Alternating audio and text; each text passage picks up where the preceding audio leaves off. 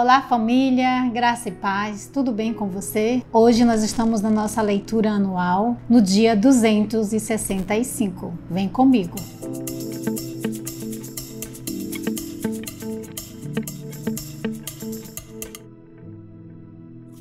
No nosso primeiro livro da leitura anual hoje é 2 Crônicas, capítulo 33, onde nós vamos estar falando sobre o rei Manassés e o seu filho. Aqui neste capítulo nós vemos que foi um rei que desobedeceu ao Senhor em tudo. Ele fez coisas horríveis que desagradavam ao Senhor. Olha só aqui no versículo 6, ele diz assim: queimou os seus filhos em sacrifício no vale de Ben-Hinom, fazia adivinhações, praticava magia e feitiçaria e consultava adivinhos e médios, pecou muito contra Deus, o Senhor, e fez com que ele ficasse irado. E ainda mais, queridos, olha o que ele fez aqui no versículo 7. Manassés colocou uma imagem esculpida da deusa Aserá no templo, no lugar a respeito do qual o Senhor tinha dito a Davi e a seu filho Salomão o seguinte: em todo o território das 12 tribos de Israel, escolhi este templo aqui, em Jerusalém, para ser o lugar onde serei adorado para sempre. E aqui a gente continua a leitura neste capítulo, a gente vê que esse rei fez coisas horríveis. Só que chegou um ponto onde esse rei foi levado cativo para a Babilônia. E ali no presídio, na Babilônia, ele se arrepende, ele se humilha diante do Senhor. Depois de tantos anos de ruindade, digamos assim, que ele fez diante do seu reinado,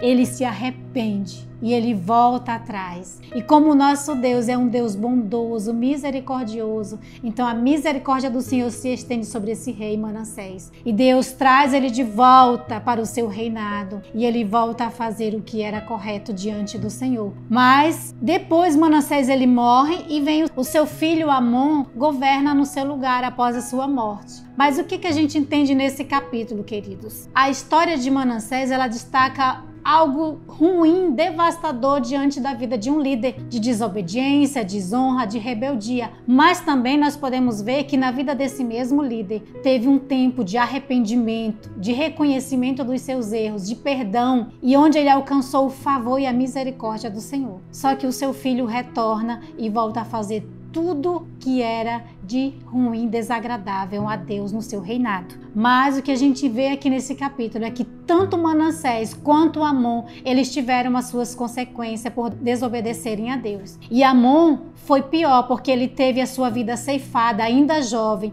por causa da rebeldia contra o Senhor. E agora nós vamos para Salmos 89, do versículo 1 ao 18. Aqui no Salmos 89, a gente vê que Etã, o Ezraíta, nos primeiros versículos, ele destaca a fidelidade do Senhor para conosco. E ali ele adora, exalta o nome do Senhor pela sua fidelidade, pelo amor incondicional do Senhor para conosco. E nos versículos seguintes, ele nos convida a nós fazermos uma reflexão a respeito desse amor, dessa bondade, dessa grandeza de Deus, e nos convida a exercermos esse dever nosso como cristão, de adorarmos, de exaltarmos, de andarmos em intimidade, comunhão e adoração ao Senhor. Porque nesse mesmo Salmos, ele destaca que mesmo nós somos falhos, mesmo nós falhando diante do Senhor, sabe, queridos, a bondade do Senhor, ela permanece para sempre conosco. E nós sabemos que quando nós nos voltamos para Ele em adoração, em humilhação,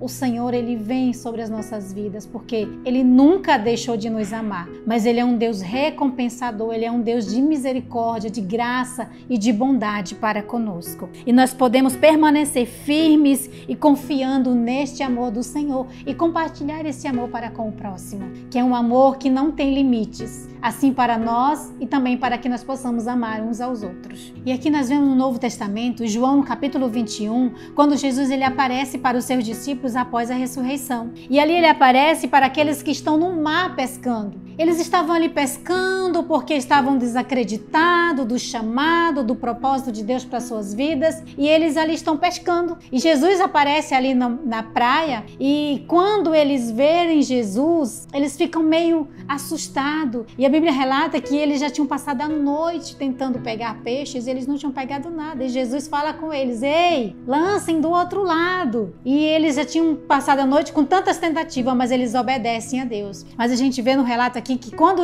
Pedro ele ouve a voz de Jesus, ele reconhece e ele se lança nas águas, porque ele conhece a voz do seu mestre. E eu imagino que Pedro pensa ali: oh, eu passei esses dias todos distante do meu Senhor e ele volta comigo, porque Deus ele tem um propósito para o meu chamado, Deus ele tem um propósito para o teu chamado. Por mais que a gente abandone, esqueça daquele chamado que Deus tem para conosco, ele vem, nos resgata novamente e nos reposiciona naquele propósito que ele tem para as nossas vidas. E foi assim que ele fez com a vida de Pedro. Apesar de Pedro ter negado Jesus 3 vezes ali, apesar de Pedro ter abandonado o chamado e voltado a pescar, Jesus ele chama e ele diz: Pedro, cuida das minhas ovelhas. Pedro, apacenta o meu rebanho, cuida dos meus pequeninos. E aqui a gente vê onde Jesus ele fala 3 vezes com ele e ele fica preocupado, porque Jesus ele chama para seguir novamente, para que ele se torne um homem fiel ali diante do propósito do chamado dele na obra, que era cuidar da sua igreja. A gente vê aqui que Jesus ele diz assim: olha, cuida uns dos outros e tenha cuidado para que você possa permanecer fiel em cumprir tudo isso que eu tenho te ordenado. Quando nós vemos na palavra a respeito do que Jesus ensina a Pedro a voltar ao foco e ao propósito do chamado para conosco, sabe? Quantas vezes eu e você já começamos a fazer algo para o Senhor e por algum momento a gente se sente desacreditado, a gente acha que Deus não confiou essa grande obra para nós e a gente abandona. Mas o Senhor ele vai lá, nos resgata novamente e ele diz: vem para perto, vem, fica comigo, porque eu tenho um propósito glorioso para a tua vida. Cuida, faz aquilo que eu estou te ordenando, faz aquilo que eu estou propondo para você fazer, porque é eu que cuido, é eu que realizo, é eu que faço. Não somos nós, querido, é o Senhor que faz a grande obra em nossas vidas. Que você compartilhe esse vídeo com os seus amigos, com o seu grupo de parentes, com aqueles que estão próximos de vocês, até mesmo aqueles que não são próximos de você, para que eles também conheçam essas verdades, para que eles também possam ser alcançados por essas verdades que nos transforma, que nos liberta. Compartilhe, dê o seu like, seja abençoado e abençoe a vida de todos os outros que possam chegar a Deus. Um grande abraço, Deus te abençoe.